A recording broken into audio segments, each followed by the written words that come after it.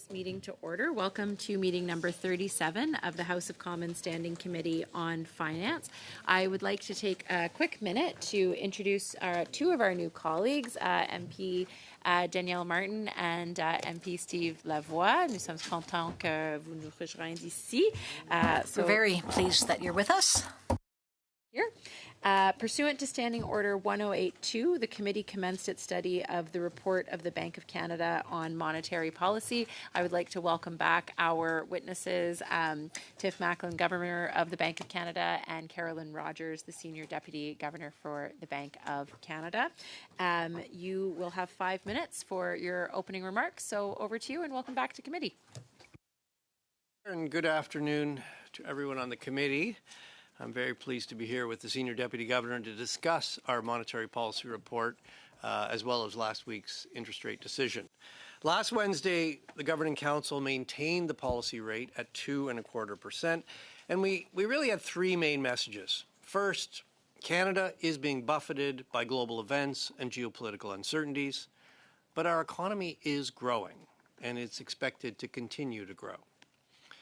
Second, after more than a year and a half with inflation close to the 2% target, higher global energy prices are pushing inflation up. The surge in gasoline prices, combined with still elevated food price inflation, is squeezing more Canadians. And third, monetary policy is focused on ensuring the jump in energy prices does not turn into persistent inflation. We are helping the economy to adjust to global headwinds while keeping inflation low and stable over time. So let me expand on the economic outlook, the risks and the implications for monetary policy. Depuis nos dernières prévisions en janvier, la guerre en Moyen-Orient. Since our last forecast in January, the war in the Middle East has led to a sharp rise in global energy prices. It has increased volatility in financial markets and disrupted shipments of fertilizers and other commodities. This situation has dimmed the outlook for global growth and is driving up inflation. In Canada, growth appears to have resumed following a contraction at the end of 2025. Consumer spending and government spending are contributing to the growth, while U.S. tariffs and trade uncertainty are weighing on exports and business investment.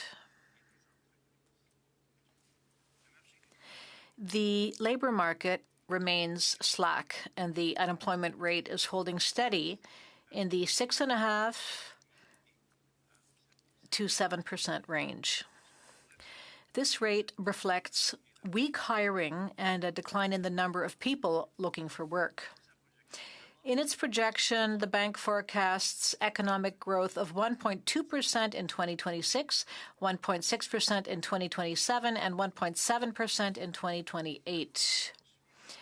Growth will follow the gradual recovery in export growth and business investment. Before the war began, inflation was expected to remain close to the 2% target, but due to much higher prices at the pump, inflation is rising. Inflation as measured by the CPI rose from 1.8% in February to 2.4% in March.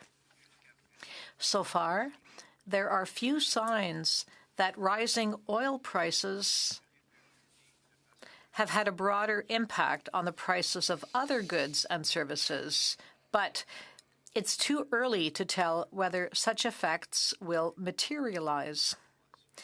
We will monitor the situation closely. Based on recent market expectations regarding oil prices, inflation is expected to reach around 3% in April and return to the target by early next year. Committed to keeping inflation close to the 2% target over time. The monetary policy needed to achieve this will depend importantly on what happens with the Canada-US-Mexico Agreement on Trade, the conflict in the Middle East, and the impacts of U.S. tariffs and energy prices on our economy. Governing Council agreed to look through the war's immediate impact on inflation, but if energy prices stay high, we will not let their effects become persistent inflation. Our baseline forecast assumes oil prices will come down and U.S. tariffs will remain at current levels. If this holds true and the economy evolves broadly in line with the base case, changes in the policy rate can be expected to be small. However, uncertainty is unusually elevated and there are many possible outcomes.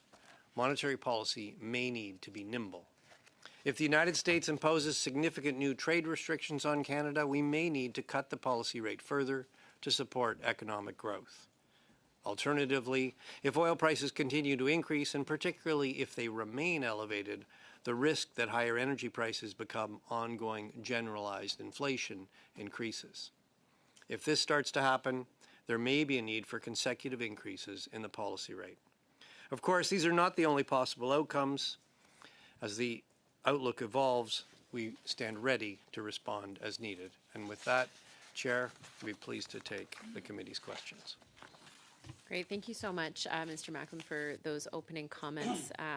I think you highlighted very well the uncertainty that the world and Canada is facing, and we appreciate you being here today to have this conversation. We will begin now with Mr. Halan for 6 minutes. Thanks, Chair. Thank you, Governor, Deputy Governor, for being here.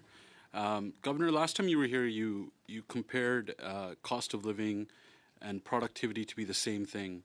And I want to know, since then, have you seen any meaningful change in productivity or cost of living since your November visit here? I mean, on productivity growth, we have revised up our outlook for productivity growth a bit going forward relative to what we had last time we were here. And that there's a few things going on. One is the economy is working through an adjustment to higher U.S. tariffs. That will temporarily depress productivity growth, and then it comes back. The new element is AI is increasingly being deployed by Canadian companies, and our assessment is that will boost productivity growth going forward. So that is a little bit higher. Certainly affordability remains a big challenge for Canadians, and the war in Iran, which has raised gas prices for Canadians, is going to make that tougher. When it comes to housing, where do you see affordability going? Which direction? I mean, near term or longer term? I mean, longer term, I think there is capacity for affordability to improve. The housing market is fairly weak. Prices have been going sideways or down. Incomes are coming up. Over time, that should improve affordability if it continues. But it's not something that's going to get, it's not going to change overnight. This problem was built up over a decade. It's going to take some years before it improves meaningfully for Canadians. Canadians are still paying higher housing costs, grocery costs, fuel costs. We know that. Are you seeing any of that pressure going away, given the current, anything that you're seeing from policy? You think any of those things are going to change meaningfully anytime soon? Well, let me say a couple words about affordability. As I mentioned, the war in Iran has caused global oil prices to go sharply higher, and they continue to go up since we published our monetary policy report. That is, I mean, in Canada, the most direct impact of that is it's pushing our gasoline prices up. We've all filled up our car. We've seen the prices. That's impacting every Canadian, and particularly for lower income Canadians, that's a big deal. Now, I mean, I can't predict what's going to happen to the war in Iran, but if you take the market expectations, they have oil prices coming down going forward. We'll see what happens, but certainly if that happens, that will help. You know what? We can't control that. What we can control is we can use monetary policy so that higher energy prices don't spread to other goods and services prices and become generalized ongoing inflation. That is our commitment. We will bring inflation back to 2% and keep it close over time. Just keeping on affordability, do you think, would you agree that affordability isn't the best it's been in a decade? Well, look, I think affordability has been affected really by two things. certainly coming out of the pandemic, there was a burst of inflation. We got inflation back down, but price levels remain higher, and that really highlights sort of the long tail that high inflation has. The other part of it is incomes, and you know, if you want to improve affordability, you know, we're not going to lower all prices. That'll really weaken the economy. No one's going to like that. We're going to keep inflation low and stable. If you want to improve affordability, you really need to grow incomes, and that comes down to growing productivity, getting the economy working. Just one more time, just a yes or no on that. Do you think affordability is the best it's been in a decade? Today's affordability. I think there's an affordability challenge in this country. I'm not going to put a time frame on it, 5 years, 10 years. There's a clear affordability challenge in this country, no question. Okay. Governor, in your report, in Table 2, it's showing that the real GDP growth is being fueled by government spending or government growth. And it looks like the real GDP growth is, as that's growing because of the government growth, business investment and exports are remaining weak. Is this an indication of private sector being weak, and does this show a weak economy? I can't find Table 2, but I know it's in it. So the biggest contributor to growth is household spending, consumption. You're right, government spending is up. It's up particularly at the provincial level. You're seeing big provincial infrastructure projects. It's also up at the federal level. A lot of that is new defense spending, and that is contributing more to growth in the economy. Here's the table. So if you look at the precise numbers, right, for 2026, government is contributing 0.7 to growth. So would you agree both consumption's those things? 0.8. Would you agree that those things are being fueled by debt, though? Well, obviously, you know, you saw the spring economic update, so part of it, there is a deficit, yes. Part of it is being paid for by debt. Most of it, the bulk of it is not. Thank you, Mr. Holland. That concludes your time. We'll continue now with Mr. Letao for 6 minutes, please. Madame la Présidente. Alors, bonjour. Thank you, Madam Chair. Good afternoon, Mr. Governor and Madam Senior Deputy Governor. Again, thank you for being here. Let's come back to monetary policy, which is what interests us. You have the report, and you decided to maintain rates as they were and acknowledge that there are risks on both sides.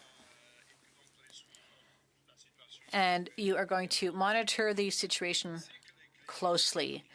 Do you believe that the risks you identified are symmetrical, or are they imbalanced? Are the risks on one side greater than the risks on the other side? Well, frankly, it's a little hard to say. The risks today, the significant risks, have to do with the Canada-USA-Mexico trade agreement, with our trade relations, and the war in Iran. These are not economic risks per se. They are geopolitical risks. So it's hard for us to assign a weighting or probability to each of these risks. At the end of the day, monetary policy will reflect the geopolitical events in the world. As I said, if the U.S. imposes new restrictions on our trade relations, this might weaken our economy further and put downward pressure on inflation, so we might have to bring down the rate. However, if the price of oil keeps on going up or remains high, it's possible that inflation starts to become persistent. So we might, in that case, increase rates consecutively. So we are monitoring events closely, and we will react quickly if need be. Thank you. I have the impression, and please correct me if I'm wrong, I have the impression that the uncertainty regarding our relationship with the U.S. and U.S. tariffs, which are coming out of nowhere, and then tariffs have to be recalculated on steel and aluminum. So my impression, and I'd like to know what you think of my impression, is that up until now, Canadian businesses, most of them, were able to navigate that situation, except perhaps for the auto sector. The other sectors were more or less able to cope. However, it seems that the risks, the uncertainty, and the unpredictability of the U.S. is much more acute. And recently in Quebec, in the furniture sector, several businesses have had to shut their doors. So, would you say that the risks of a deteriorating situation in our trade relations with the U.S. are more significant than they may have been a few months ago? Well, there's been uncertainty for several months already, and as you said, there is a certain degree of unpredictability in our trade relationship with the U.S. So we have a trade agreement with the U.S., and if nothing happens, well, that trade agreement remains in place. So we'll see. However, I do agree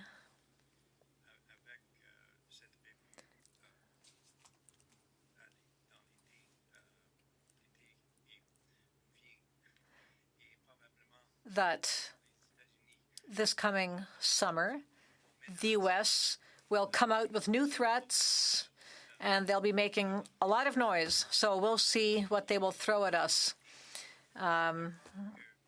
It could go anyway, and uncertainty is affecting everything right now, and the tariffs are not helping either. So 2 points. One, there is a certain resilience in our business sector. And in a new business survey, we see that businesses, of course, are feeling the uncertainty. They expect it to continue, but they still want to move ahead with their plans. So most companies will indeed increase investment in their operations. They have plans to do this. It might not be a significant amount of investment, but they are adapting. Thank you very much, Litauer. That concludes your time. We'll continue with Mr. Garon for 6 minutes. Thank you, Madam Chair. Mr. Governor, Madam Senior Deputy Governor, welcome to the committee. Until a short while ago, Canada would have been the country least exposed to tariffs because we had the trade agreement with the U.S. and Mexico. 85% of our exports were protected, but April 6th last, that changed. The Desjardins Bank recently said that a quarter of our exports now are subject to tariffs of 25%. And this, of course, is a clear violation of the free trade agreement. You said in your monetary policy report that our exposure to tariffs stands at about 5%, but that may have gone down a bit. But did you take into account the American decree of last April? And I wonder if you have calculated what degree of our exports are exposed to the tariffs. Yes, absolutely. We are looking closely at that, at what percentage of our exports are targeted by tariffs. So the average tariff is 5% in Canada. And that fluctuates very slightly. Well, in this current report, is the presidential decree of April 6 included in your calculations?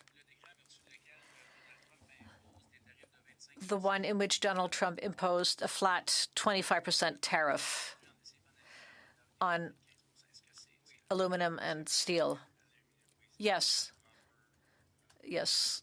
Other metals are included, other sectors, the auto sector and copper. So when we look at our exports in sectors heavily affected by tariffs, yes, our exports have gone down. What about the average rate? So what percentage of Canada's exports are subject to a 5% tariff? I don't have that number with me. Could you perhaps get it for us? The vast majority of our exports are not subject to tariffs.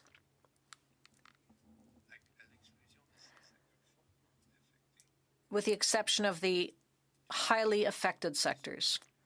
But everything else is protected by the free trade agreement. And that's important. So over 90% of our exports are still protected against tariffs. Therefore, I conclude that Quebec and Ontario would be more greatly affected. Yes, because softwood lumber, the auto sector, steel, aluminum, these are significant sectors in those two provinces. In your monetary policy report, you mentioned the increase in the price of oil, which will affect regions differently. Canada is a net exporter of oil, and so the exporting provinces will benefit from the increased price of oil. But oil is also reflected in the price of many goods, the price at the pump, of course, household expenses. So does the Bank of Canada feel that there are winners and losers in Canada because of the higher price of oil, or because it is the price of it is a price that is built into the price of goods or gas at the pump? Yes, that's right. That there's nothing new there. It's always been like that. What do we do at the bank? Well, we can't target a sector and impose a rate for that sector. We have a single rate for the entire country. But it's very important to understand what is happening in every region and in every sector, and that's why we have regional offices throughout the country. In the short and medium term, the increase in the price of oil, how will that affect growth? And where are the winners and where are the losers in Canada because of that? Well, when the price of oil is up, it is the oil-producing provinces which benefit. Alberta and some regions in Atlantic Canada. And when the price of oil goes down, it's the reverse. Do you feel that in the long term,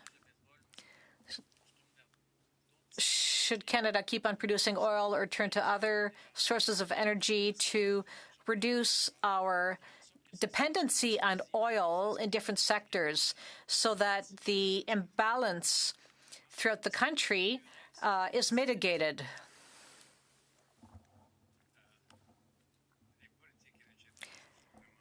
Well, the Bank of Canada is not responsible for those types of policies, but there are several advantages to having diverse sources of energy within a country. I'm not asking you to make a decision, and I know my time is up. My chair is looking at me very strictly, very severely. Well, thank you very much, Mr. Garand. We will continue with Mr. Lefebvre for 5 minutes. Thank you, Madam Chair, Mr. Governor, Madam Senior Deputy Governor. Thank you for being here. Mr. Macklem, you talked about inflation 1.8 to 2.4%. You talked about the increase of the price of gas at the pump. You talked about the increase in the cost to consumers. You said that you don't want inflation to become persistent, but do you feel that the cost of living is higher this year than it was in 2015? Well, yes, probably.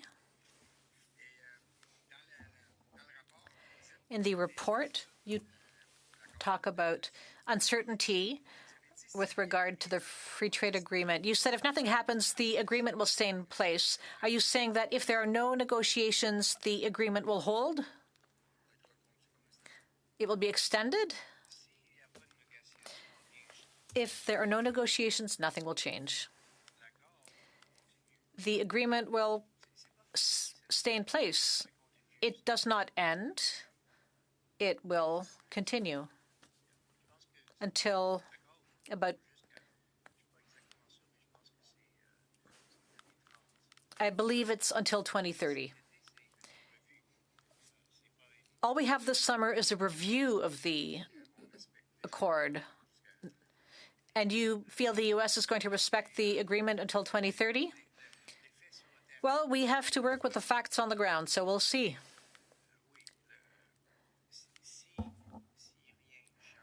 Again, if nothing changes, the agreement stays in place. A little earlier, you talked about artificial intelligence used to boost productivity. At the last meeting, you spoke at length about productivity, and in Canada, we have a lagging productivity if we compare ourselves to other countries. So if you would have any red flags for us with regard to AI and productivity, what red flags would you raise? When you say a red light, do you mean stopping something? No, I mean red flags. Red flags with regard to AI.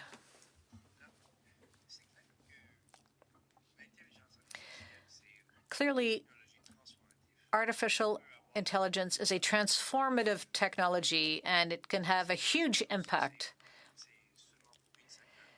It's not anything that affects one sector. It affects everybody, everywhere. It could increase economic productivity, and with more productivity,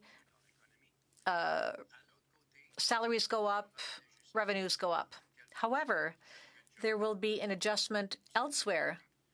Jobs will all likely be lost.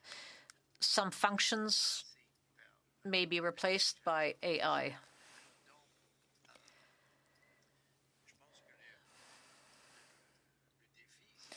I believe that the challenge is to unlock the benefits and manage the costs. There are all kinds of hypotheses out there. Some people feel that AI won't change that much and that there will be many benefits, but other people believe that AI is going to eliminate many tasks and many jobs. Do you feel we should quickly modernize our regulations to take AI into account?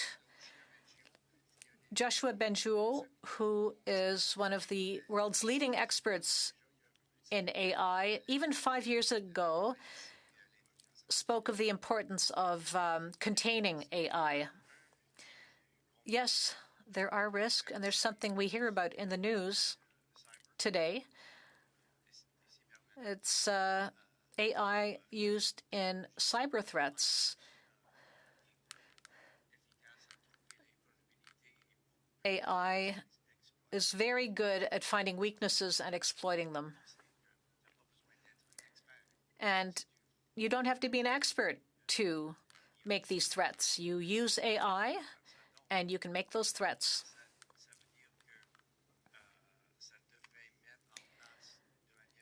Yes, absolutely. We should have legislation to ensure AI is used responsibly. And we're lucky that Anthropic spoke openly about this topic. Thank you, Mr. Lefebvre. Thank you, Mr. Macklem. For 5 minutes. Thank you. Thank you, Madam Chair, and thank you to the witnesses for appearing here today. I'm going to speak a little bit about Atlantic Canada because that's the region I represent. And our regions, we're tightly tied to exports of seafood and agricultural products. And we know that with the recent pressures and global uncertainty, certainly the trade disruptions with the U.S. and tariff pressures and different unrelated global pressures around the world. Is there policies that governments in Atlantic Canada, I'm thinking of provincial governments and the federal government overlapping with those policies, can implement that will make our region more resilient? Because we feel those pressures of high oil prices and we feel those pressures of global uncertainty, I think, faster than other regions of the country.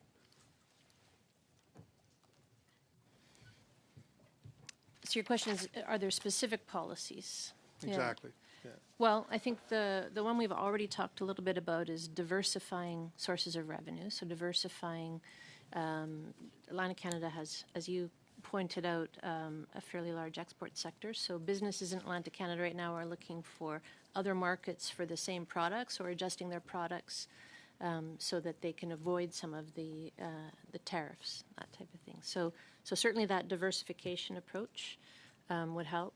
The other thing that provinces are working on right now is reducing interprovincial trade barriers. So certainly we would encourage a continued focus on that. And in that area, I mean, we have seen there were some federal policies that affected interprovincial trade. Those have largely been removed. And now the focus is really on barriers in between provinces. And there the focus has been primarily on goods trade. We think the next phase should really look at making sure that labor can also move freely across borders. Really what you're looking for are ways to reduce costs for businesses to do businesses with each other across borders. So would you agree that government investing in large projects like Wind West off Nova Scotia is going to bring more stability to the Atlantic economy? Difficult for us to comment on any one project. I think what we would say in general is projects that are bringing those objectives forward, so diversification of trade and revenues, reducing barriers to internal trade, projects like that, projects that are increasing supply, adding productive supply to the economy, those are good projects. I'd like now just to dig a little deeper into what you would use as criteria for slowing down inflation and increasing interest rates. So temporary oil spikes, prices in oil, obviously you're watching it, you're trying to make an informed decision. But higher interest rates cost small businesses a lot of money too. So I just wonder, is there a balance there? Obviously there is, but I caution against increasing interest rates too fast. Well, as you mentioned, I mean, the increase in inflation we're seeing now is not being driven by an overheating economy, shortages of labor. It's being driven very clearly by the war in Iran, which has sharply increased oil prices, and that's showing up at the pump. What we've indicated is that we will look through the immediate impacts of oil prices, higher oil prices on inflation. There's nothing we can do about that directly. The only way that gets resolved is if the source of the problem gets resolved, and that's certainly beyond our control. So, we will look through the initial impacts, and as I said, we've held our policy rate unchanged the last two decisions, even as the war had started. What we're focused on, though, is that what we don't want to see is, particularly if the price goes higher and stays high, there's a risk that those higher energy prices start to feed into other goods and services.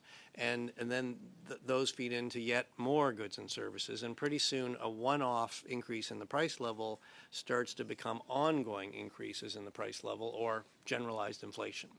And yes, I understand higher interest rates they're not going to be great for most Canadians, certainly if you have a mortgage, you're renewing your mortgage, if you're a small business, if you're a big business and you're borrowing.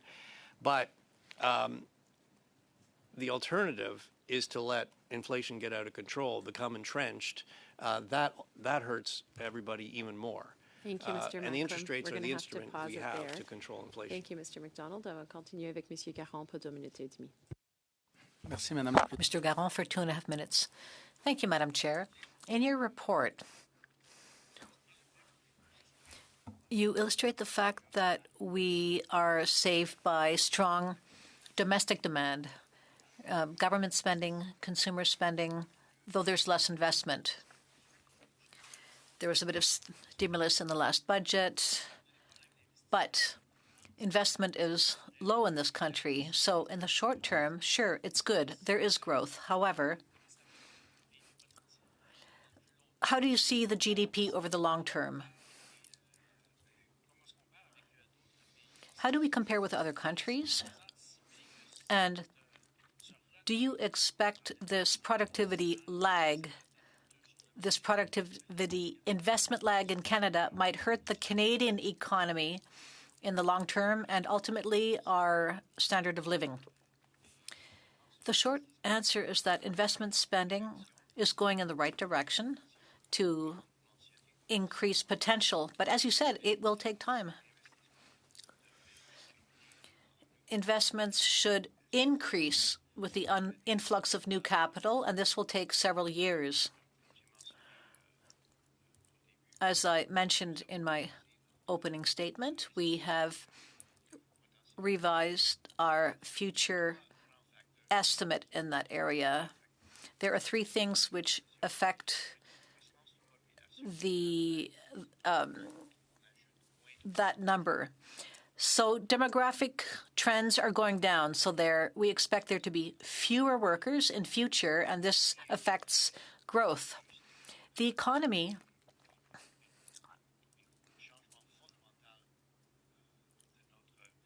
will adapt to the fundamental change in our trade relationship with the U.S. Other countries are also adjusting their postures. We are looking for new markets. This costs money now. In the long term, it's good. It makes us more resilient.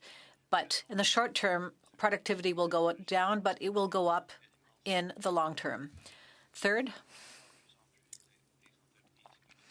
more and more businesses will be using AI.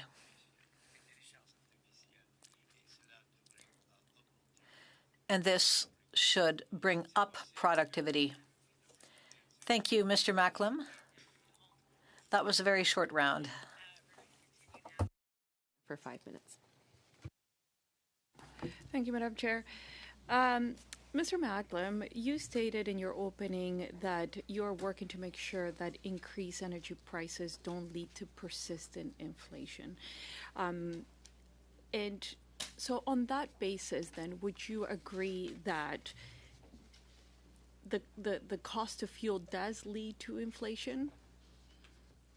The increase in the cost of fuel leads to inflation? Yeah, why don't you respond? I mean, it has an immediate effect on prices, which has an immediate effect on inflation. So what the distinction that we would draw is in the short term, it's going to raise the price of fuel, and fuel is one of the items that feeds into the CPI.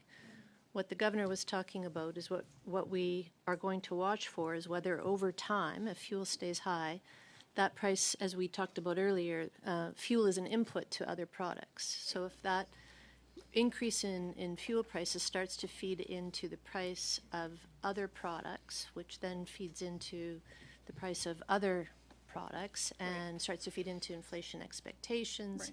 That's what we mean by persistent inflation. So on that train of thought, then, the taxes, the layers of taxes that we put on fuel would also then impact the cost of fuel and therefore increase inflation.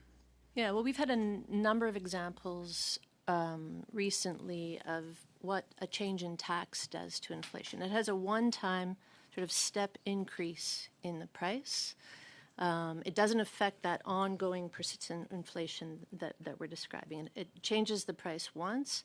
After a year, that price change would fall out of the rate of inflation. So it does have that one-time effect, but just like a one-time effect caused by a shock in a price is something that we would look through when we think about generalized or persistent inflation. Right.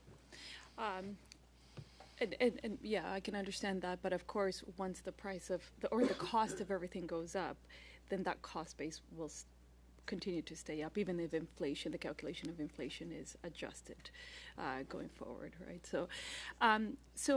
And of course, the reason why I'm asking is because of the current times that we're living. There is approximately, I think it's 43% of Canadians that are just $200 away from not being able to meet their financial obligations. And so, when the cost of fuel is so high, and when there are layers of taxes that add to that cost, then and the government is seeing this windfall of revenue. Would you say then that removing those taxes and reducing the cost of fuel would actually help? Well, again, it would help. From the perspective of inflation, it's going to have a one-time adjustment downward. If you think of the GST holiday, for example, it adjusts the price level down temporarily. That effect falls out of the CPI after 1 year. If I may change the topic a little bit, I noticed that the GDP forecast that you have, particularly for next year, 2027, and the forecast that is included in the spring economic statement is different. Your expectation is for GDP to be about 13% lower. Do you know, could you explain to us what the difference is there? Sorry, I missed the last part. There is a difference of roughly 13% in the Right. GDP expectations. Yeah. So yeah, if I assume you're comparing them to the spring economic statement, right? So, look, different forecasters are always going to come up with slightly different forecasts, and the forecast used in the spring economic statement was based on the average of private sector forecasters. That was done, I think, in March. Obviously, we put out our forecast last week, so we're working with slightly different information. If you compare them, we've got slightly stronger growth this year than the average of the private sectors. You're right, in the outer years, ours is a little lower than the private sector. I think, though, the picture is not that different, whether you use their forecast or ours. We've got, modest growth this year, picking up gradually over the projection. Private sector has it picking up a little bit more than we do. The reason why I ask is, of course, the difference ends up being fed into the deficit. So if there's 3 basis points difference, 16% difference, then it leads, roughly speaking, to $2 billion. Thank you, Ms. Corbina. That concludes your time. On va continuer maintenant avec Monsieur Lavoie pour 5 minutes, s'il vous plaît. Mr. Lavoie, for 5 minutes. Thank you very much, Madam Chair, and thank you to our witnesses for being there. I'm quite honored to be able to speak to you today. I have many questions and little time, so we'll try to go through this quickly. You talked about the Canada-US-Mexico trade agreement. I sit on the International Trade Committee, and last fall we studied the free trade agreement and made some recommendations. Up until now, everything is going well. However, my question is this, and just to say, the businesses we heard from were unanimous. We have to maintain the agreement in place. Even American partners have said this. So what would the short to medium term impact be of this agreement being torn up? Do you have any scenarios in mind? Will there be an immediate impact or a medium-term impact on Canadian businesses in case the agreement goes up in flames? Yes. In fact, we have released several videos from the beginning when we started receiving threats from the Americans, and we looked at several scenarios. I gave several speeches and talked about scenarios. Up until now,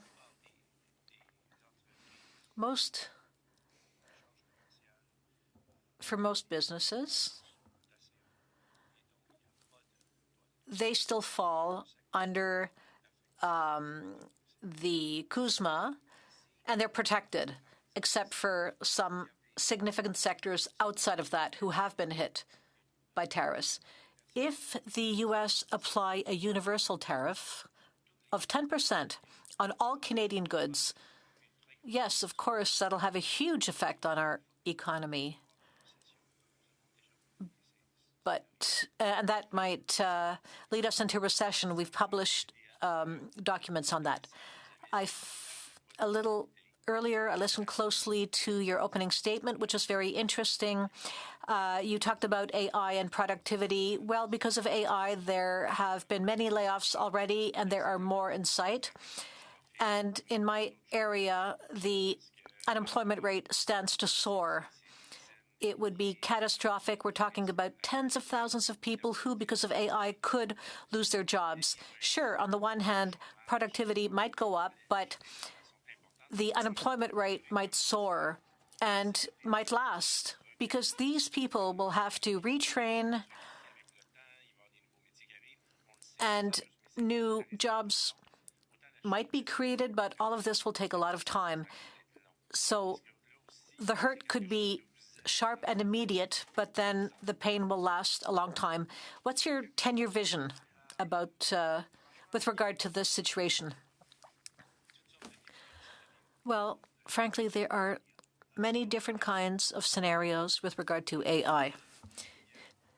If you look to history, this is not the only technological change that has happened in the past. We've invented computers and the telephone. Other technologies have transformed the economy. So, yes, of course, if you look at history, every time there is a new invention, jobs are lost. Some fields disappear. However, new fields arise. Well, with the arrival of computers, all kinds of new enterprises were created. So, sure, computers were transformative, and the unemployment rate at that time did not go up significantly. So, it's a big question. Will AI mimic previous technological inventions, or will there be a major difference this time? It's quite possible. Well, the difference is also the speed. You've given us good examples. Computers evolved over a long time, but AI is fast and everywhere now. Yes, absolutely. As you said, its impacts are being felt very quickly, and many jobs will be taken over by AI. Up until now, the unemployment rate has not gone up significantly because of AI, either here or in the U.S. And in the U.S., they're more advanced than we are, but it has brought more investment. Again, we're following this closely. Nobody knows what will happen. Thank you, Mr. Macklem.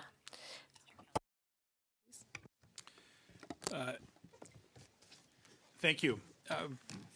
Senior Deputy Governor, it's coming up on 2 years ago, I think, that you declared the break glass emergency on Canadian productivity.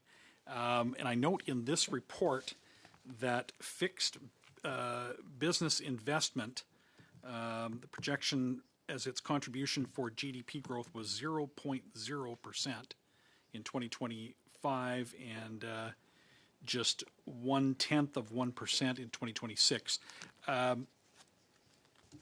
Has the glass been broken? Is there? Do we see public policy behavior that would be consistent with dealing with a break glass emergency on productivity? There's a number of things that affect productivity. Investment's definitely one of them. It's a difficult time to measure investment given the amount of uncertainty Canadian businesses are facing. But I think, as the Governor said, we have seen progress in investment. We do expect, as the economy restructures, business investment will pick up. So that is one thing. The other thing that affects productivity is the structure of the labor market.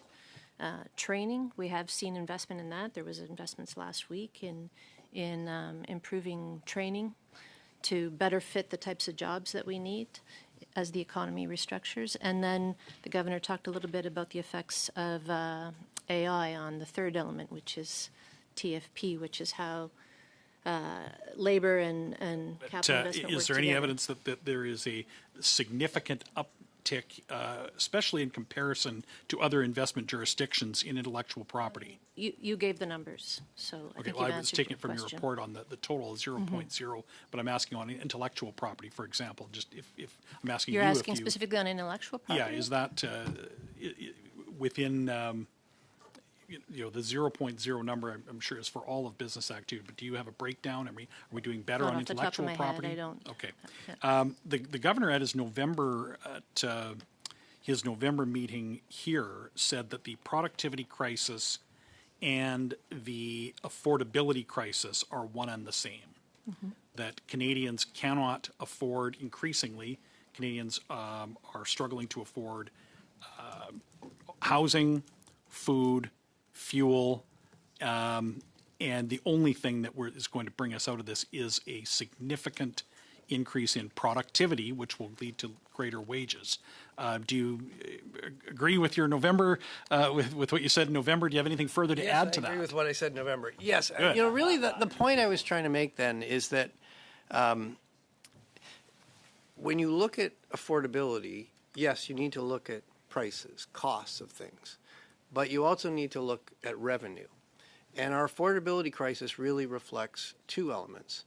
Certainly coming out of COVID, many prices were boosted. Inflation came down, but those prices have remained high, and that has affected affordability. We haven't caught up. Over time, actually, wages have caught up, but that took some time. But if you really want to improve affordability, you need to grow your revenue. You need to, if you have more income, everything becomes more affordable. So since you were here in November, we have studied the indebtedness of Canadians.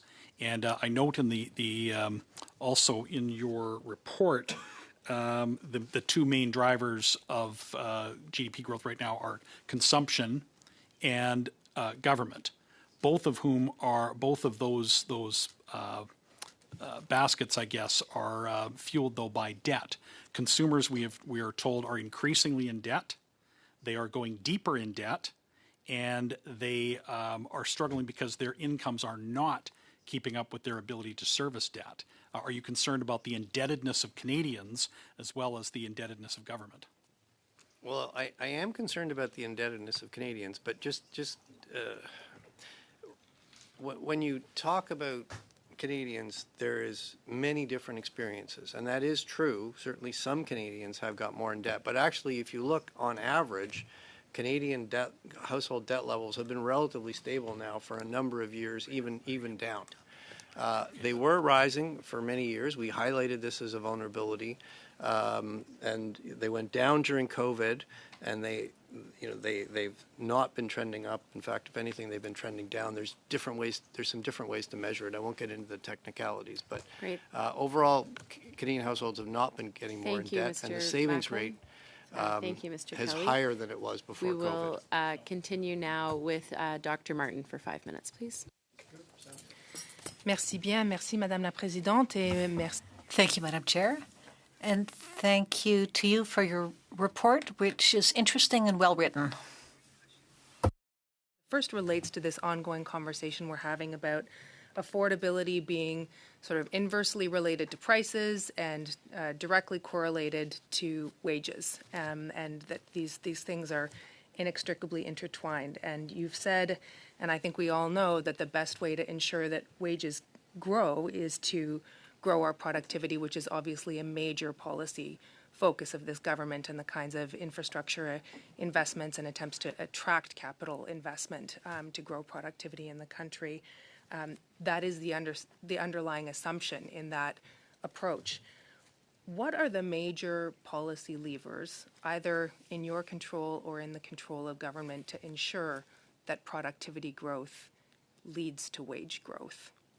Yeah, I'll take the first one. First of all, the short answer to that is actually really no levers are in the purview of the Bank of Canada. So your next question is, well, why do we even talk about productivity? So the reason we talk about productivity is that it's a key determinant is how fast the economy can grow without building inflationary pressures. So we spend a lot of time trying to understand what's driving productivity, where it's likely to go, because that determines how much the economy can grow without inflation. And in this report, as we outlined, we revised our outlook for potential output, and a key element of that is productivity. It's not the only thing. It depends on other things like the growth of your labor force. And then, the key levers, this is a huge topic, but, we've been talking about these things for a long time, particularly in the break glass speech that the Senior Deputy Governor gave. If you look historically, what drives productivity, investment is key. And obviously, if workers have better equipment, better technologies, they're more productive. But I'm interested just to pull on that a little bit more, not in what drives productivity growth, but in what ensures that productivity growth is then shared such that wages grow and therefore affordability is improved. This is exactly why the governor connected these two concepts, right? So if you think of it at a business level rather than an economy level, if a business is more productive and it can produce more of whatever it sells without its cost growing, then it can share that revenue. And ideally, some of that revenue gets shared with the employees. If, on the other hand, every unit they produce costs them more money, they're more likely to raise prices and they're less likely to share their revenue. So what you want is that at the economy level, the same thing you want at a business level. You want an economy to be able to produce more with every hour of labor that it uses as an input, and then you want that revenue, that extra revenue, to be shared and not passed on as price increases. We worry about wage increases, and I think people got frustrated with us when inflation was going up and we were worried about wages going up. But wages are an input, right? If you're a business, paychecks are part of what it costs you to produce your product. But if your productivity is increasing, then you don't have that same pressure to increase prices.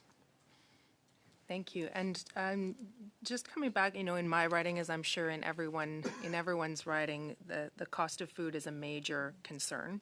And we've heard you speak about the links between prices of fuel and other goods and perhaps someday even services in the economy. But can you just talk to me a little bit about food and what is driving? Because I see in one of your charts, I think chart 19, optimistic hopes that CPI for food will start to decline. What are some of the inputs into that we should be aware of as a committee? Sure. Food is always one of the more volatile parts of CPI, and there's a few reasons for that. It's affected by a lot of things. It's affected by energy costs, so it is one of the things. One of the things we're worried about right now as we watch the price of energy go up, and as the governor said, we're looking for it spreading into other things, right? But a lot of some of the food that we consume here in Canada needs to be imported. So transportation costs, exchange rates, that kind of thing affects it. And some of it's affected by global commodity prices. So in the last year, we've seen things like chocolate, coffee, beef. Those are all affected by global commodity prices. Apologies, Ms. Rogers. We're going to have to end this conversation there. Thank you, Dr. Martin. On va continuer avec Monsieur Garon pour 2 minutes et demie. We'll continue with Mr. Garon for 2.5 minutes. I have a political question for you, but I think you will answer it this time. Let's see if you'll make an exception. Are you concerned about the independence of the U.S. Central Bank? The appointment will be made. There are hearings in the Senate. how would monetary policy change if the U.S. central bank is not as independent, and would that affect your work? Well, that is a good question. Well, with regard to the independence of central banks, that is essential. If you look at history, operationally independent central banks perform better and stabilize inflation effectively. In the United States,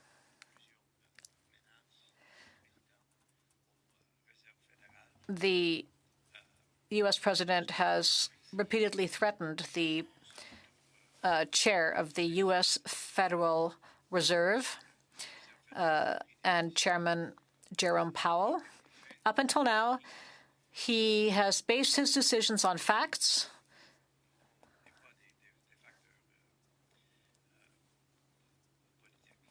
and not on politics. Now, Kevin Warsh will probably be appointed the next chairman of the Fed. I know him. I worked with him during the financial crisis of 2008. He answered several questions during his confirmation hearing, and I believe that the culture and the comportment of the Fed will continue as it has in the past. I have made a few observations about the independence of the Fed, which is the most important central bank in the world. And if it loses its independence, it'll affect all of us. Thank you, Mr. Garon.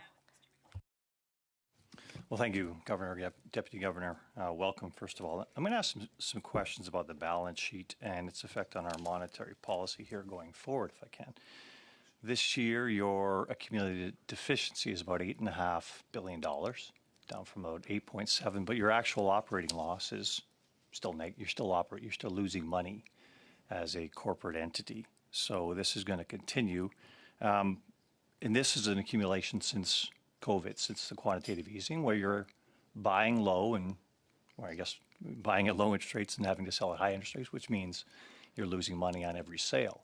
That indicates about $8 billion for you, but about another $19 billion in deficiency with the guarantees from the federal government. So combined, are we talking about a much larger number than it is on your balance sheet? And $19 billion is your derivative arrangement with the federal government. When is that going to appear on the federal government's actual debt?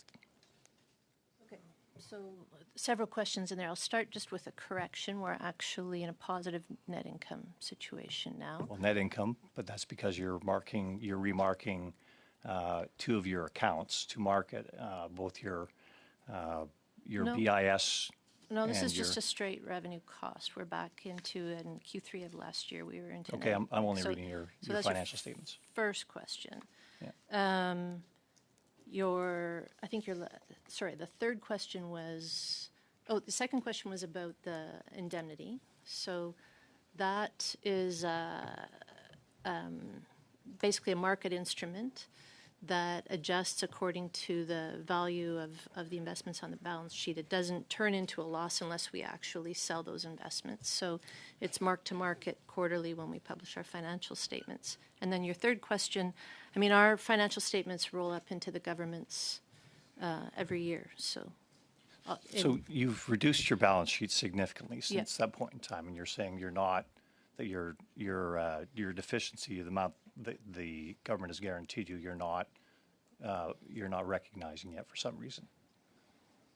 At one point in time, it was much higher. I noticed that it was around $28 billion. Well, our financial position rolls up into the government's financial statements at the end of every year. So there's on your balance sheet, there's an asset, a derivative instrument with the government of Canada for $19 billion that they owe you as your asset, as well as cumulatively your $8 billion loss. 8.5. Correct. Yeah. Yeah. So at what point in time do you realize the actual derivative instrument here? Only if we sell the instrument, only if we sell the investments. It's It's a- been coming down. It Yeah. was higher. I It's been do coming notice that, down as yeah. the bonds mature and roll off. But most of the derivative hasn't rolled off Well, a good part of it has. from 28 There to are 19. there are certainly some longer-term bonds that will take some time to roll off. So you're going to see that on our balance sheet. I expect you're going to see that for quite a long time. Okay. It fluctuates a bit with the market, but it is gradually coming down. Okay, so prior to quantitative easing during the pandemic, you used to dividend the federal government about $1 billion a year, give or take, went towards consolidated revenue. That is now $8.5 billion in arrears. So it's going to be some time before it comes off, and it doesn't look like you're getting anywhere near positive cash flow at any point in time soon. Okay. The issue is in the budget, the government actually says they are going to stop collecting $19.3 million over 2 years from remittances to the Consolidated Revenue Fund. Do you know what that's about? collecting. Yeah, they're saying that $19.3 million they're not going to collect from the Bank of Canada anymore from the remittances. I mean, we were recently given some additional mandates. And the way the government characterized how those would be funded in the budget was through not collecting remittances. Okay. That might have been All right. what you're referring to. Governor, I notice here in your annual statement that you think you're at a normal balance sheet now and that you're managing it in a normal fashion, as in you don't have to buy and you don't have to sell Government of Canada securities. And yet it says very clearly here that you're going to start quantitative easing again come the likely start until 2027. No, we're not. Well, let me quote, We haven't okay. done quantitative easing. since Purchases the of Government of depths Canada the- bonds for the- balance sheet management will likely not start until 2027. We do a certain amount of buying and selling regularly. That's not quantitative easing. That's just managing our balance sheet. So, Okay, that concludes our the balance time sheet for this grows round. with We're our going to liabilities continue grow now. and Sorry, our assets also Mr. grow. Governor, we're going to That's continue now routine. with Mr. Sawatsky. Thank you. Thank you, Chair. Maybe if you wanted to just continue your train of thought that you were mentioning in the previous question, if you just wanted to finish there.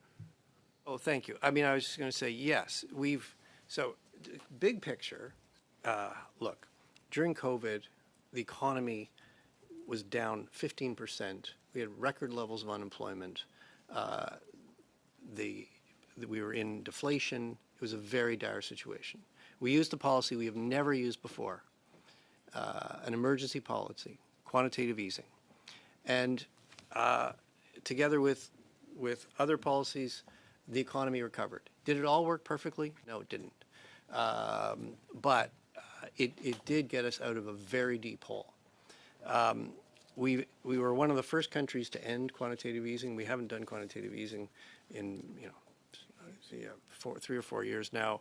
We after quantitative easing, we did quantitative tightening. We rolled off our balance sheet. We brought it back to more normal levels. Now we're basically back into a more normal balance sheet, and we're doing normal operations. People still hold our banknotes, cash. They're in circulation. And as the economy grows, people need more cash. That's a liability to the Bank of Canada. We hold assets to match our assets and liabilities. So yes, we have restarted buying small amounts of government debt as the asset to match our liability. That's how central banks work. That's how it worked before COVID. And those are routine operations. Thank you. Well, I'll just start by saying thank you so much for coming, Governor and Senior Deputy Governor. It's truly an honor to speak with you again. So we've talked about disruptions to the oil market, and we haven't touched on the fertilizer market. I'm curious how that will affect food prices here in Canada. Is that something you could speak to? yeah, I mean, it's back to the question we were talking about earlier. It's a key input to food prices. It has a longer lag time to show up in food prices. It's usually about a year out because it affects the crop. I was actually out west about a month ago talking to farmers, and what I heard mostly was that because the crop last year was quite good, farmers had pre-purchased a lot of their fertilizer for this year. Not all farmers, and not probably in all cases, but so that will buffer them a bit from the current spike in fertilizer prices, but certainly just as with energy, if the price stays up for a long time, that is a key input into food prices. And then you have to think of food as sort of more of a global commodity too. So even if our Canadian farmers are buffeted from the fertilizer price this year, it will affect global food prices, we expect. Thank you. And we've also talked about, of course, the oil spikes, the price spikes in oil around the globe. People are seeing that at the pump. And what are some of the cascading effects if this continues to, ongoing closure of the Strait of Hormuz? What is the future? Let me keep going. It's a key input to many goods, oil. So right now, it's affecting the price at the pump. It's affecting things that have a very direct effect: transportation, airfares. You're seeing surcharges. Over time, that could start to spread. Oil is also an input into some goods, some products, so plastics, for example. So packaging and that kind of thing. We're also hearing about this is not something that is likely to affect Canada immediately or directly, but for us it becomes a price issue. For some jurisdictions it becomes an availability issue. So there'll be rationing. There's rationing in some jurisdictions already. So. And so I've got about 40 seconds left here, but what factors are most important when you're determining your next steps on interest rates? Well, we're really trying to balance two risks, and I just emphasize there's no risk-free path for the policy rate. We held the policy rate, and we've indicated we're willing to look through the immediate impacts, and that was the right thing to do today or last week, technically. And if we'd raised rates and energy prices come down as the market impacts, by the time those higher rates started to affect the economy, we wouldn't need them, and we'd wish we hadn't raised them. Apologies, Mr. Macklem. We're going to have I'll to just carry quickly that give on the other for- side. I mean, Yeah, so we'll get to you afterwards, but just to keep the meeting the other moving side, if along. we're too slow, Yeah, so if we're too slow, Mr. that also Halon, creates a problem. You're up for 5 minutes. Thank you. We've seen a alarming rate of delinquencies or concern about delinquencies going up. Can you give us a little bit of information about what you're seeing as far as delinquencies? Are you talking about Mortgage delinquencies. loans and mortgages? Okay. I think overall delinquencies have stayed at a pretty historical low level. Where we have seen delinquencies is actually not so much in the mortgage market; it's in the non-mortgage market. So consumer loans, those have gone up. So a lot of focus has been on mortgage holders because they were affected by interest rate increases. But where we have seen more concerning trend lines on delinquencies is in non-mortgage debt. So you mean credit card debt and other things? Yeah, car loans, credit, non-mortgage credit, consumer credit. Yeah. What are you seeing an increase in when it comes to non-mortgage loans or debt that you're seeing?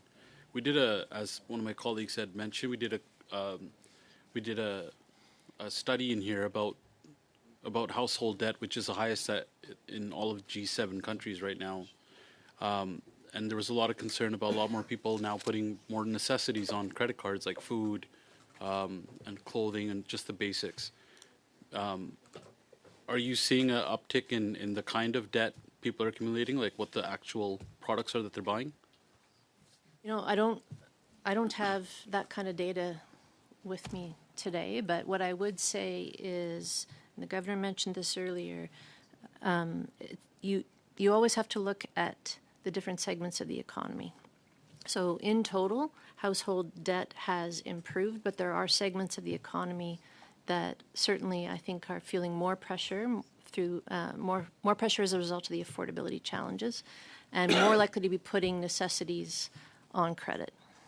Mortgage arrears and delinquencies, are you seeing a different category of like maybe the house itself or the value of the house, or is there a difference that you're seeing in who's being more delinquent? I don't know about the value of the house, but certainly we are able to look at delinquencies at a regional level, and areas where you see employment affected more, you're more likely to see delinquencies. Have you guys done any analysis on if the interest rate does go up, is that going to affect the delinquencies? I mean, we don't have a specific stress test. We would call that a stress test. You typically, when you see interest rates go up, you can see that show up. Usually there's a lag, but it does show up in delinquencies over time. But even when interest rates were up at the peak, we did see some increase in delinquencies, but they stayed, again, in aggregate, they stayed within historical ranges. We know that the debt interest costs, according to the recent spring update, they're going to go up by 50% by 2030. They're going to go from $50 billion a year up to $80 billion a year. If the interest rates have to be raised because of persistent inflation, what is that going to do to the debt interest costs? Well, I mean, it depends a little bit why interest rates have to go up.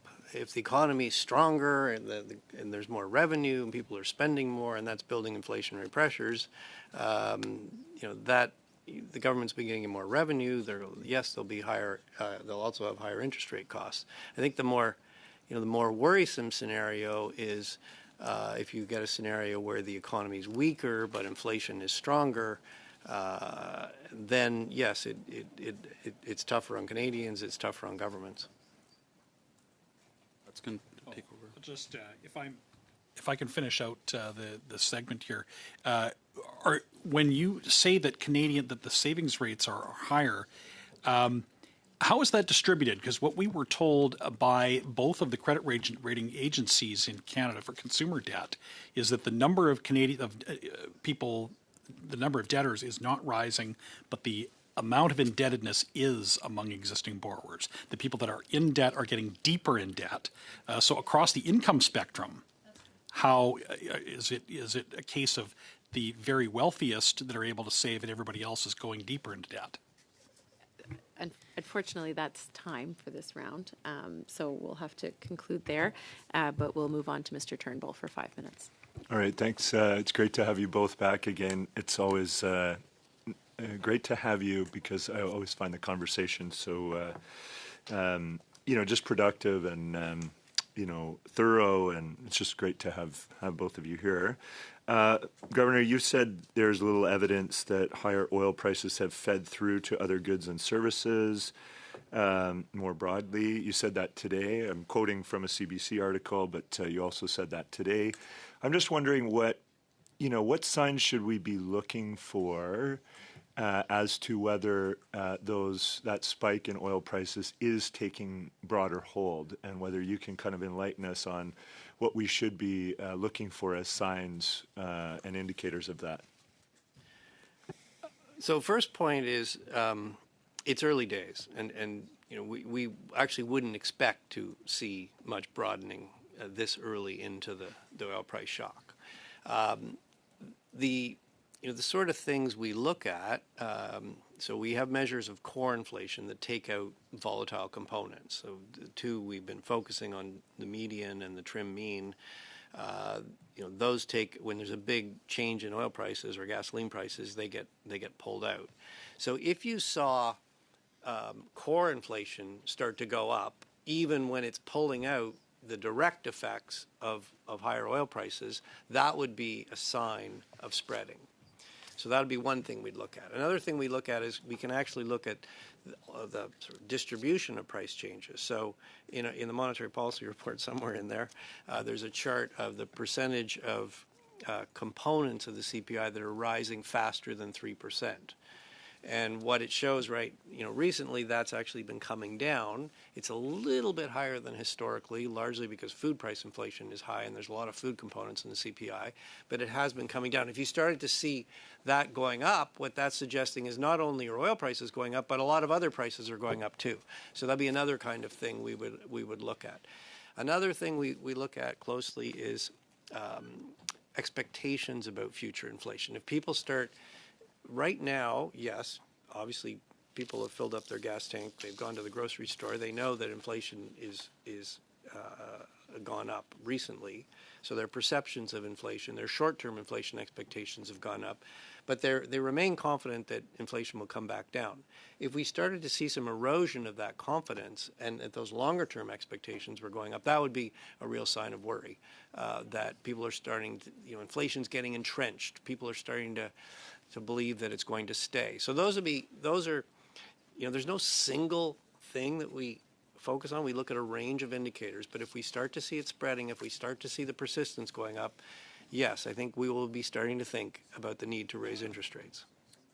Thank you. 7 and 8 in the NPR. Chart 6, 7, and 8. Those are ones you'll probably see them show up in future NPRs. Thank you. That's great. And thank you for that explanation, because I think it is helpful to understand. In what time frame would you say? So you said we wouldn't expect to see it this early, but when would we expect to see it? By end of summer, perhaps? I wish I could put it on a calendar for you, but it's really not about time, it's about conditions. It's going to depend a lot on what actually happens with global oil prices. It's going to depend, how companies, whether they absorb those prices or they pass them through. So, there's not a set timeline. It's more a matter of the conditions. Okay, great. That's helpful. Also on page 25 of your recent monetary policy report, you said investment growth is expected to strengthen. Could you possibly explain why? Why you see it as strengthening? Well, there's a few reasons. So certainly when we do a business outlook survey, which surveys 100 businesses across the country each quarter. We also do a more frequent, what we call our Business Pulse survey, which is a digital survey, which captures more small and medium-sized companies. And what we've seen, so after the initial increase in tariffs by the United States and the extreme unpredictability of U.S. policy, you saw investment intentions in those surveys really fall off. Businesses were understandably, nervous about making a big investment decision if they didn't know how much access they would have to the U.S. market.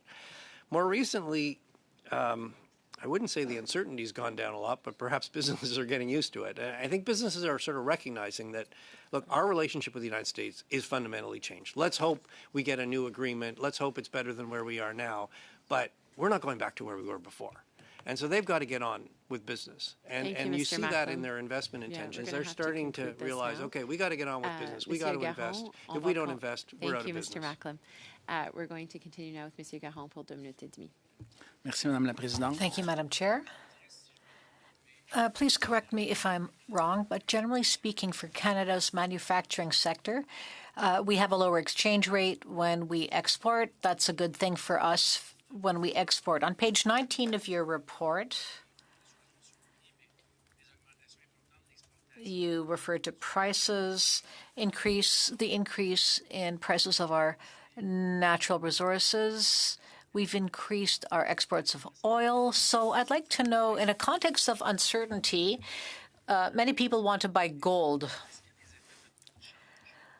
Does this affect the exchange rate? We export our natural resources, and could this have a negative impact on Canada's manufacturing sector and the export of manufactured goods? In Canada, we have a flexible exchange rate.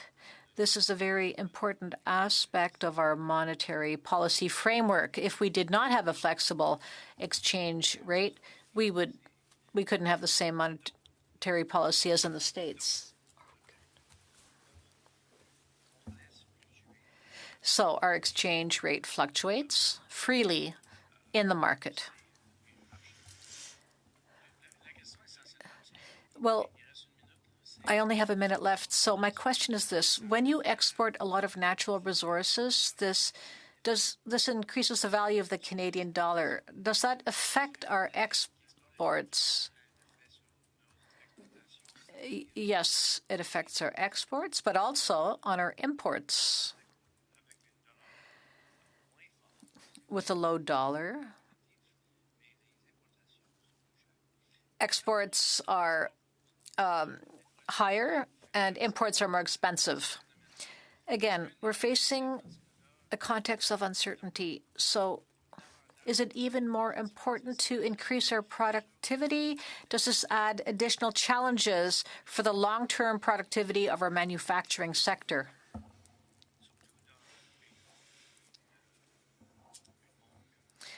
Well, especially in a world that is far more complex, the best thing we could do, or rather, a world that is sustaining more and more shocks,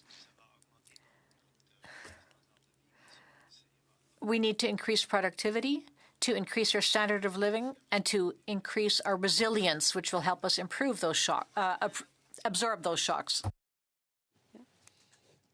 Perhaps now we'll be able to get to the answer, but just to re-put the question, if I can, as succinctly as possible. We had testimony at this committee that said that Canadians that are in debt are getting deeper in debt, and they are coping with their debts by exhausting their savings, refinancing their loans, and cutting back on other necessities. So this was alarming information and quite troubling. It came from Equifax, it came from TransUnion, it came from a variety of other witnesses that confirmed this. So if consumption is the main driver of GDP growth and consumers, we already have the most indebted consumers in the G7. Is this a concern for future GDP?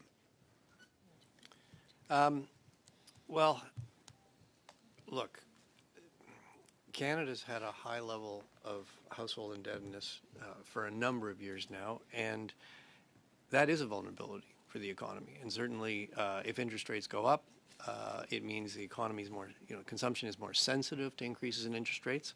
Obviously, that's something we would take account of, but it is a vulnerability. Having said that, during COVID, household indebtedness went down quite a bit. And, if you look at the 6 years since then, before it was on a clear upward trend, it went down during COVID, and it's been fairly stable since then. As you said, though, this isn't equally shared across the country or across individuals. And we do see evidence, consistent with what you said, that people who are in debt have been getting more in debt. It's very concentrated in certain individuals. And yes, they're in a difficult situation. But it's not the case that households overall I thank you for the the detailed answer now, but my time is very limited. I actually did want to share it with Mr. McLean, so I'll let him go ahead. Well, thank you. And thank you, Governor. I did get a quote this weekend that said Bank of Canada Governor Tiff Macklin has warned about Canada's huge household debt problem, which some economists believe is a bigger problem than government debt, which is also skyrocketing, as you know. The expectations of interest rates here, you've held at 2.25%, and yet the spread has gone up by 50 basis points in the last 2 months. So what's the likelihood that you're going to be able to market debt at the current rates in the foreseeable future, or are we going to face an increase in our interest rates across the board in Canada? So which spread are you referring to? Well, you can do the 5-year, you can do the 10-year, but you're talking about the spread to the policy rate. The term premium. No, the spread, either spread is advanced 50 points Yeah, from the policy rate. Look, issues of fiscal policy are really for the government. Well, it's not fiscal, this is monetary. We are the, we do execute, we do run the bond auctions for the government of Canada. I can assure you they're very well covered. There is, Canada, when you look around the world, I don't want to minimize our problems in Canada, but we're in a relatively good place compared to many countries. Our deficit to GDP is relatively low compared to many other countries. We have energy, we have fertilizer. So when international investors are looking at where they're going to put their money, Canada's looking pretty good. Thank you. And that's the metric you'll land on, I guess, deficit to GDP, and you'll just include the federal government's portion of that alone, I suppose, when you measure that? You'd want to look at it on a consolidated basis, the whole country. Yeah, thank you. Federal, So municipal, with the inflation, the broad-based producer price indexes in Canada look like they're going to go up significantly here in the near future. That is an indication that interest rates are going to rise. Do you have any planning about what your balance sheet is going to look like when those interest rates do go up? Because it will affect the whole of the economy once we start having to raise interest rates in Canada. I mean, coming back to our balance sheet is not something, we run monetary policy to keep inflation low and stable. We don't run monetary policy to maximize the profitability of our balance sheet. The balance sheet is an outcome, but it's not something that we're targeting. Well, thank you, but there's going to be a serious impact on your balance sheet if you raise interest rates. That concludes the time. Thank you, Mr. McLean. We'll continue now with Mr. Turnbull for 5 minutes. Thank you. Governor, your response to my last question, I noticed that investment growth is expected to strengthen. You were explaining why. You were talking about your business outlook survey. Well, I think you do 2 potential surveys. I also noticed that it referred to targeted federal government programs as providing some support. Do you see, those? I wondered which programs were being referred to here specifically. I know when you were last here, I asked about the productivity super deductions, which is a number of different immediate expensing, accelerated cost allowances that allow businesses to receive greater deductions for investing in themselves. Are those the ones that are being referred to, or is there some other federal government programs? Everything federal and provincial governments have announced in their budgets, we've built that into our projections to the best of our abilities. I mean, these are very macro models. We don't have, separate sectors or so, but yes, what you see there is the roll up of federal, provincial investment plans. Okay, great. So they are making some headway in terms of increasing some investor confidence, despite all of the volatility and uncertainty that we're experiencing? I mean, in our projection, it's a projection. Yeah. We don't know the future. I know. But neither do I. The the impact of those in the projection is near term. They don't have a huge impact because it takes time for the investment to accumulate. But as you get towards the end of the projection, they start to have a bigger impact, and that's one of the reasons why you see in the projection growth, 1.2 this year. I think it's 1.6, 1.7, 1.8. That's one reason why it's gradually going up. It's not the only reason, but it is one reason. Great. So I noticed that the consumption expands modestly also on that same page as one of the outcomes or the part of the forecast. I know consumption patterns are really important. Gas prices have eroded purchasing power, but there's targeted supports that the federal government has offered, groceries and essentials benefit, temporary suspension of the fuel excise tax. Like, one of the things I'm trying to do here is balance how can the government's fiscal policy counterbalance some of these trends that we're seeing throughout the economy, where consumer confidence or purchasing power is down and being eroded by oil price shocks that are affecting them at the pump. Are those temporary measures going to get us through, you think, and counterbalance some of the erosion of consumer purchasing power? So you're talking about the excise gas levy. So look, it's not really our job to comment on specific fiscal measures. It will provide some offset Inflation will be a little bit lower for the temporary period that is on than it otherwise would have been. It's about 0.2, I think, on inflation. It's taking the gas levy is taking off, or the suspension of the gas levy is taking off. Yeah, that'll have some. That'll help consumers digest the shock a bit. As the IMF has stressed, it is important that these measures are targeted and temporary. You want to target them to the people that need the help the most, and you also, ultimately we need to let the price system work. So, you don't want to leave them on any longer than you have to. Thank you. I was hoping that you were going to say that because I was going to ask you about the IMF, but I want to share my time with my colleague, Mr. Sawatsky. You have 45 seconds. Well, I'll try to keep it super brief. You've mentioned that Governor, you said that you were encouraged by the federal government's efforts to diversify. That's been a significant focus with 20 new economic and security partnerships. So how do you assess the impact of Canada's trade diversification on global shocks and inflation volatility? I've probably got about 20 seconds. Look, I think the point there is, we've talked for some time about the benefits of diversifying our trade. Our trade is very concentrated with the United States, and over history, when there's a problem with it, it really affects us. We're dealing with a problem right now. It's actually not the first one. We've had these problems before. We haven't actually succeeded in diversifying our trade more. That concludes there's the never time been a better for this time round. to do it than now. Thank you, Governor. Thank you, Mr. Sawatsky. We will continue now with Ms. Kobina for 5 minutes. Thank you, Madam Chair. Just to wrap up the thought that we had, Deputy Governor Rogers, you mentioned that the higher fuel prices as an input mechanism leads to an immediate one-time impact on inflation. So would you then, on that train of thought, agree that removing all 3 federal gas taxes would have an immediate relief on inflation and therefore Canadians at the pump? I think the governor just answered that question, right?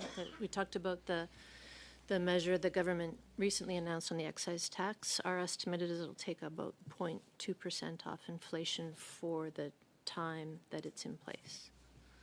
Okay. So the answer is yes. Yes. Yeah. Okay. Just moving on from that, I do have a question for the governor, Mr. Macklem. We know that the government sovereign wealth fund was not included in the debt projections on the spring economic update. Sorry, I missed what you said. The sovereign wealth fund. Oh, the sovereign wealth fund. So it was not included in the spring economic update, despite the announcement made by the Prime Minister that it would be funded by $25 billion of debt. Just wondering if you were consulted on the wealth fund. No. Sorry. I'm not usually consulted on, Okay, so government's fiscal measures. Well, $25 billion of additional debt coming onto the books, and the people that would fund that were not consulted. We won't fund it. We don't fund the government. So, we would issue the debt, but it's going to be the investors, the buyers of the debt, that would fund it, not us. So, because we're trying to get an understanding, of course, of whether this $25 billion, which is a big number, whether this is going to be funded through printing money, through issuing bonds, or how that is not going to be funded through printing money. Okay, so it's going to be that bonds. much. Okay, so it's going to be bonds. That much I'm very confident about. I have not seen the plans on the funding of it either. I have not spoken to the government about it yet. Okay. More generally speaking, then, $25 billion of debt at the current rates. Could you give us an estimate, roughly, of how much that would cost on interest? I don't have that number in front of me. It's going to depend on whether you go short term, longer term. Yeah, that's right. No, I understand. It depends on the term, but just a rough range of what that cost will be. I don't have that number in front of me. Well, I can, if you want some calculations, we can do some for you. But yeah. I actually think that's a much better. It's really a question for the government. Okay. The government has announced the plan. The government's going to need a funding plan to go with that. It's really a question for them. Okay. Could you submit your rough calculations, though, to the committee? I think you should ask the Department of Finance for those calculations. Okay. So we know that inflation on essentials such as food is rapidly spiraling out of control. And we saw in March alone that food inflation was 4.4%, nearly double the headline inflation of 2.4%.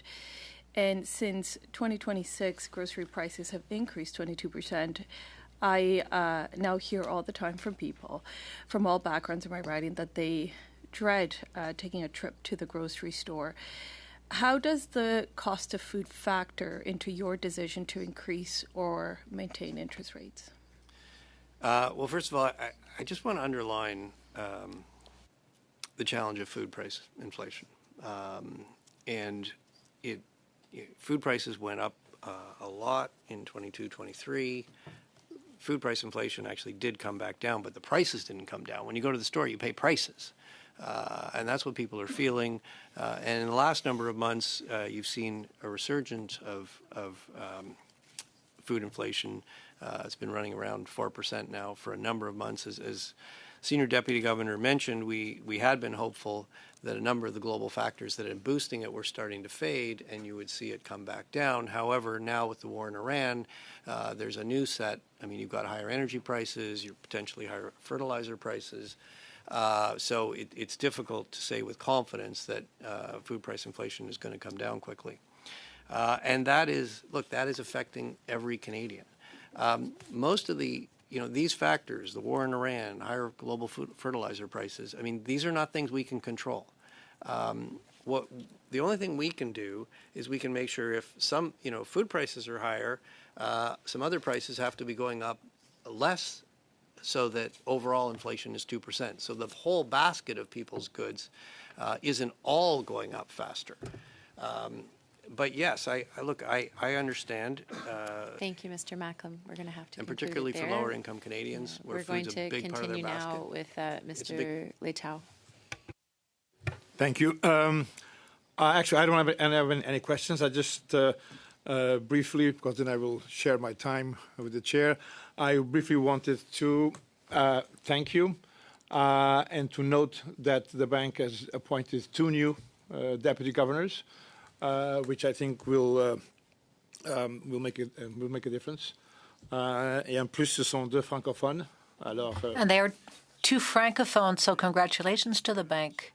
Nicolas Vincent and Marc-André Gosselin are 2 high-caliber additions to the Bank of Canada. So congratulations, that's all I wanted to say. And back to you, Madam Chair. Thank you, Mr. Letao. Some time to ask questions, so I will do that. I also want to begin with gratitude. In your opening remarks and throughout this conversation, you've spoken about the many challenges that our country is facing that are quite simply beyond our control. And so I recognize that for many people in leadership positions right now, we're facing a lot of challenges. And so thank you for the work that you're doing to try to balance this for Canadians. I wanted to expand a little bit on the question that my colleague Mr. Turnbull was asking. Mr. McLean and I were actually at the IMF and the World Bank a couple of weeks ago for their spring meetings, and one of the things that they talked about that is really important right now, and you mentioned it, was for governments to respond with short-term and targeted measures as opposed to long-term structural changes. And I'm just wondering, from the bank's perspective, why this is important and how this impacts the decisions that you might be making when it comes to interest rates. Well, I think prices send important signals in your economy, and you want people to invest, people to take decisions. You want to let the price system work. There are situations on a temporary basis where governments, to relieve extreme hardship, need to intervene, but these measures can be very expensive for governments, and they can distort the economy. So, both from a fiscal perspective, the cost simply may not be worth the benefit, and ultimately, they're not going to promote the efficiency and strong functioning of your economy. So, yes, the IMF's advice is, look, when you're in a moment where there's an intense pressure, governments may need to step in, but generally, markets are sending signals, and you don't want to short circuit those. Can I add? Yeah, please go ahead. It comes back to the questions from Member Kelly and Helen were asking too, that what we're facing right now doesn't affect every part of the economy the same. And as the governor said, for people in low-income brackets, the price of food, the price of transportation if you're commuting to work, those are really, really difficult impossible to avoid. There isn't substitutions for them. If you support people in those situations, you are not necessarily stoking demand. Whereas if you have a broad measure, you are short-circuiting the price signals. Those types of targeted measures that help people in those categories, people who are putting groceries on their credit card, those are really important. Great, thank you very much for that. I guess briefly in my last minute here, I wanted to touch on two things that you've mentioned throughout the meeting today is some of the strengths that we have in Canada right now. So we talked about energy and fertilizer, particularly. I mean, we don't know how long the conflict in Iran is going to carry on and the impact that that's going to have. And so I'm wondering if you can just touch on why that's important for us as Canada in this moment, but then also on some of the regional differences that we're experiencing. I mean, one of the other parts of your considerations is the review of CUSMA. I come from Southern Ontario. I can see steel mills to the west and the Ford auto plant to the east. And so, when it comes to how tariffs are impacting my region, it's very different from other regions. And so I'm just wondering if you can talk a little bit about how that impacts your thinking, the regional differences, and what Canada's strengths are. Actually, I'm sorry, your time is up. But I spoke too long, but maybe I'll talk to you afterwards. Anyways, I don't usually get to ask questions. But I will allow Monsieur Garand to conclude for 2.5 minutes. Merci, Madame la Présidente. J'aimerais qu'on parle. Thank you, Madam Chair. I'd like us to talk about competition. Some sectors in Canada, as reflected in some reports by the Committee of Agriculture of Finance, there's a lack of competition. And this might be playing a role in the price of food because there are not many supermarket corporations. If you take the price of entrants, such as oil, this is reflected in the price of consumer goods and food. So is it easier for a company to reflect these costs, to increase prices if there's less competition? And would it be easier for the Bank of Canada to control inflation if there was more competition and if market forces were not as strong in some sectors? Competition can affect price levels, and competition is not really very cyclical. So it would not affect price fluctuations, although it is possible. I think what's more important here is that it affects our productivity and our revenues. And there's the issue of affordability. If there's more competition, there are more revenues and goods become more affordable. What we're seeing in Canada now is that some sectors which invest more, which export more, they invest more. And they probably deal with more international competition than our domestic businesses. So, yes, I do feel that competition makes a difference. Perhaps I can answer the question asked by... Perhaps the witness can answer the question asked by the chair. Talk about a few strengths. We talked about some of them. I think we've got a very well-educated labor force in this country. We have among the highest rates of post-secondary education in the world. That is a real strength for the country. The other thing I would say is international investors they're looking to diversify their investments. A lot of money has been flowing into the United States. People, international investors are looking to diversify, and Canada looks pretty good when they're looking at that. Rule of law, a well-diversified economy with natural resources, with a solid manufacturing sector, a vibrant services sector. I would say, one thing we haven't talked about when we travel and we hear from international investors, one of the things we do hear is that the length of time for regulatory approvals is long, and that can be a barrier to international investment. The more we can do to look, some of these regulatory approvals, they're there for good reasons. They're well intended, but where we can streamline them, make them more predictable, I think we could benefit more from our relatively good international standing in terms of international investment. Great. Well, thank you very much, Mr. Macklem. Merci beaucoup à Monsieur Garon pour me prêter le temps. Je l'apprécie. Thank you to Mr. Garon for sharing his time. Governor Macklem and Senior Deputy Governor Rogers for your time today, and we'll look forward to seeing you again in the fall, I'm sure. Thank you very much. If it's the business of the committee agrees, we shall adjourn. We shall adjourn. There we go.